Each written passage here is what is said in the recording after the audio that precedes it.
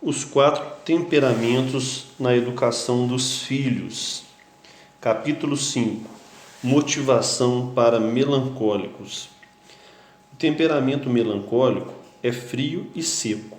Sua característica fria o faz concentrar, e as impressões que ele recebe do mundo exterior, aos poucos, formam um universo afetivo bastante sólido em seu interior, com muitos contornos, diferente do fleumático, frio e úmido, que tende a espalhar.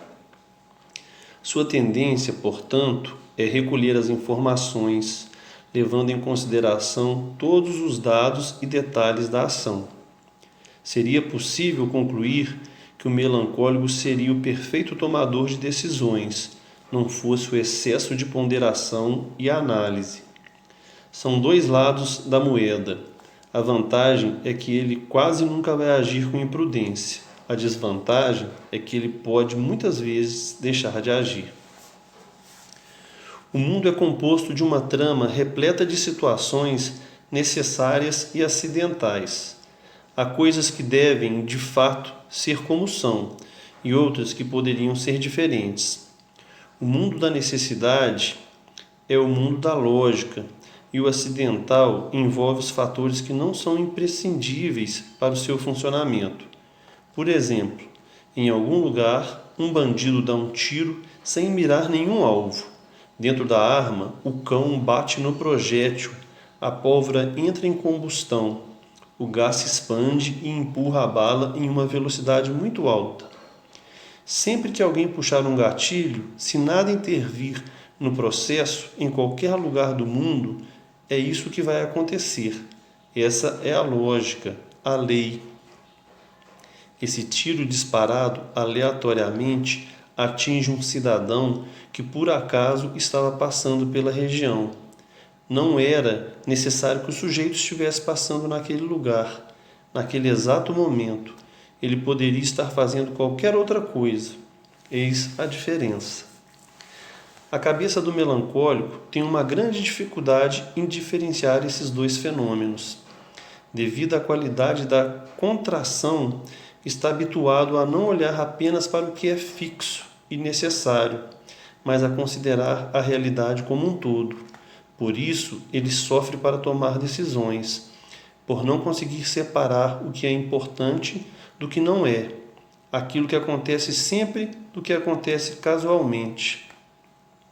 Ele absorve todo o fenômeno da realidade sem conseguir distinguir com precisão o necessário do casual ou acidental. A terra não separa as coisas, como o fogo. Ao assar um pão, o fogo separa os componentes, tirando a água da massa e dando-lhe uma forma fixa. A terra não faz isso, mas absorve tudo sem distinção. As coisas entram na terra e ficam, de certa forma, misturadas a ela, diferente do que acontece com a água, que pode decantar. No ar, por sua vez, as coisas mal chegam a se misturar, apenas passam, atravessam. Quando o melancólico absorve a realidade, ele não consegue desfazer o emaranhado de necessidade e causalidade. Compreendendo isso, é possível entender como funciona uma pessoa melancólica. Quando dizemos algo para alguém desse temperamento, a informação em si, o que é necessário, e o modo como falamos, o que é casual. Mas o melancólico absorve com a mesma intensidade o conteúdo da mensagem e a forma como foi transmitida.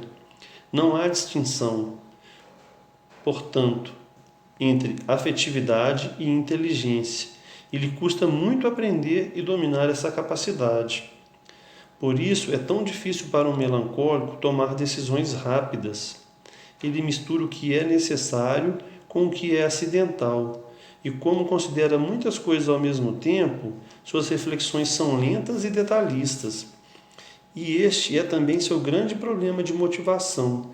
Ele não é motivado rapidamente, não age rapidamente.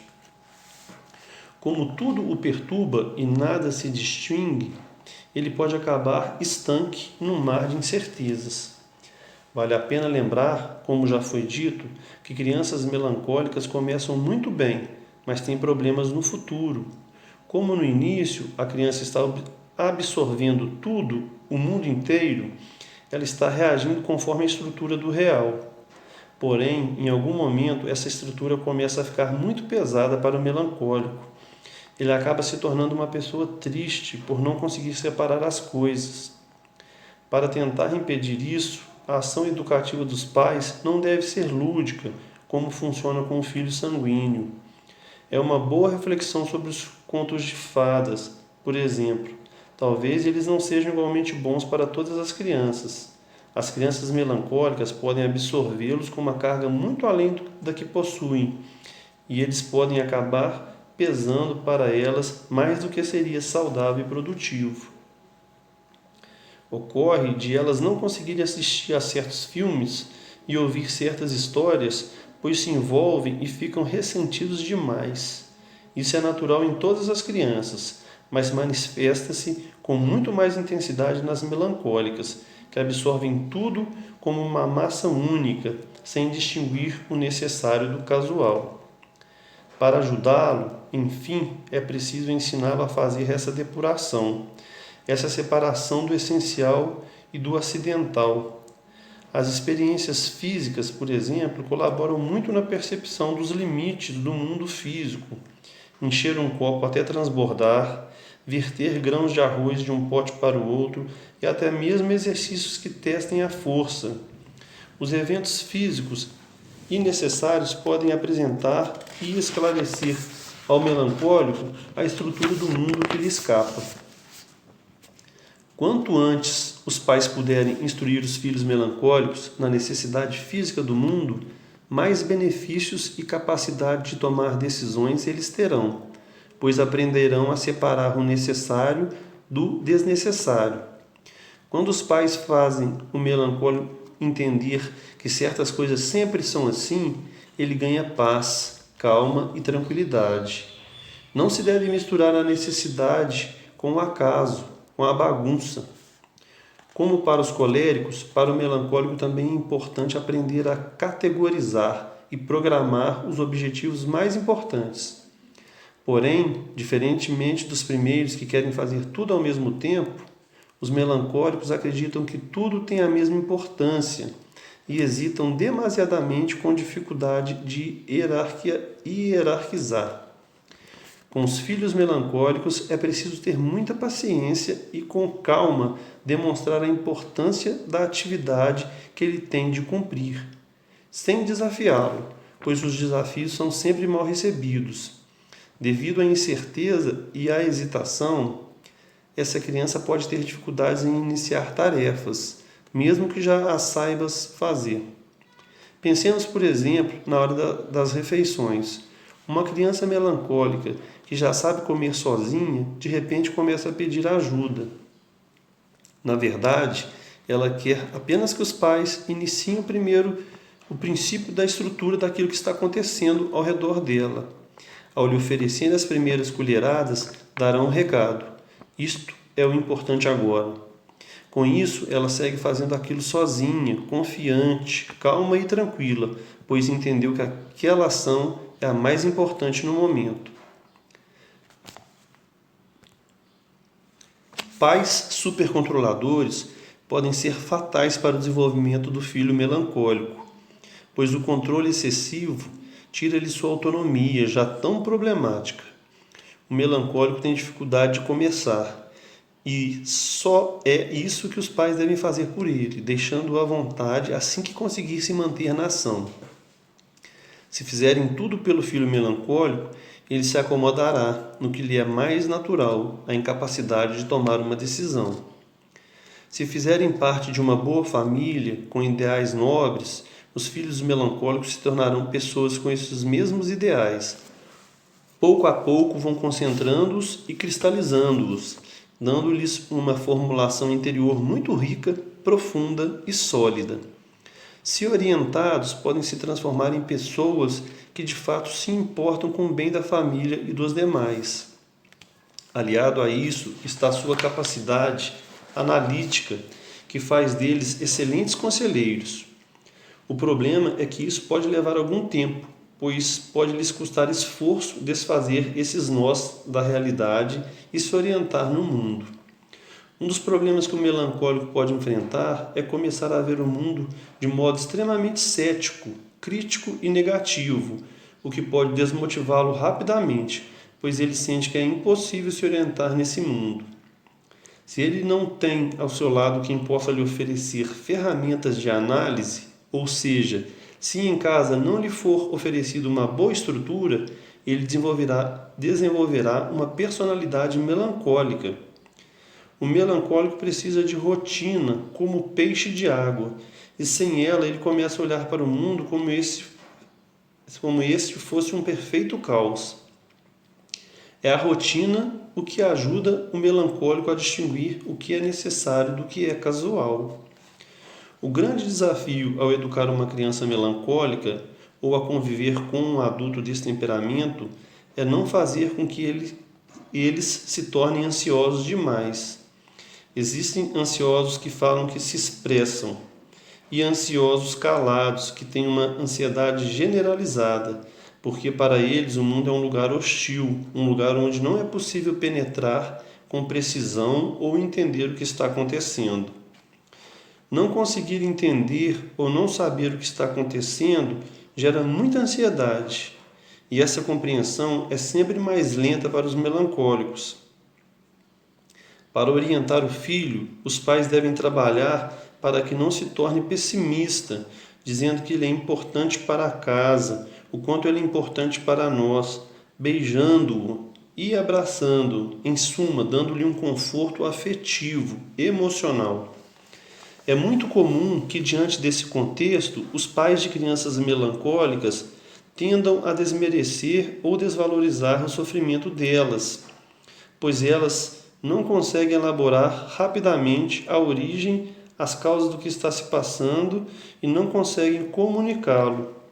Se os pais invalidam o sofrimento e a dor do melancólico, ele se sente completamente abandonado e vai se desconectando, tornando-se cada vez mais distante e estranho aos pais.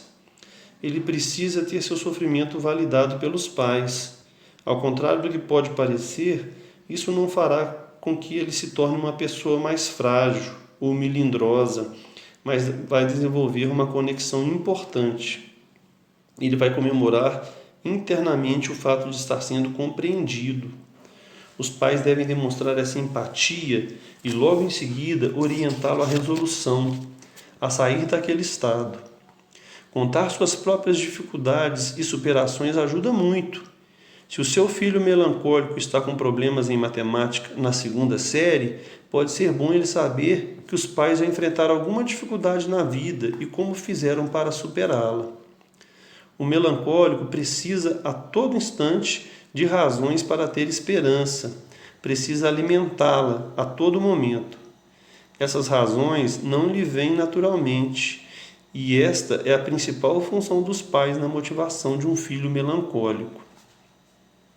Além disso, é positivo expressar-se frequentemente com alegria e com frases otimistas, colocando-o para cima e promovendo sua capacidade de descontração, pois naturalmente ele estará sempre contraindo. É preciso apresentar-lhe um mundo positivo.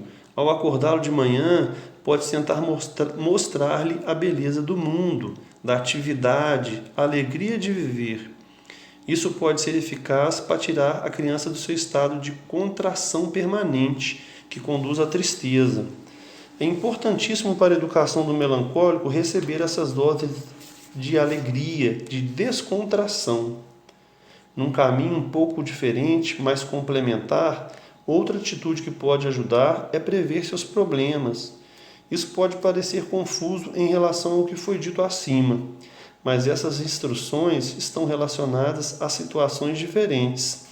As frases motivacionais e de euforia devem ser constantemente repetidas para espantar o pessimismo do mundo interior de seus filhos, ao passo que antever os problemas e obstáculos pode dar-lhes tempo de pensar, de se preparar para agir no momento específico da decisão. Com o tempo, eles absorvem o costume de tentar se precaver, evitando a ansiedade e a indecisão. Ao fazer isso, os pais comunicam que o mundo não é essa coisa tão misteriosa, tão complicada. Se, por quererem que os filhos ajam, os pais fingem que não há problemas, eles se sentem sozinhos e desamparados, pois nem mesmo seus pais conhecem um erro do mundo. É bastante eficaz expressar para ele a percepção que ele já tem. Quando os pais se antecipam e comunicam ao melancólico que de fato existem desafios, problemas e que algo pode dar errado, ele se acalma. Ao saber que mais alguém está vendo o problema, o melancólico tende a se motivar e a agir.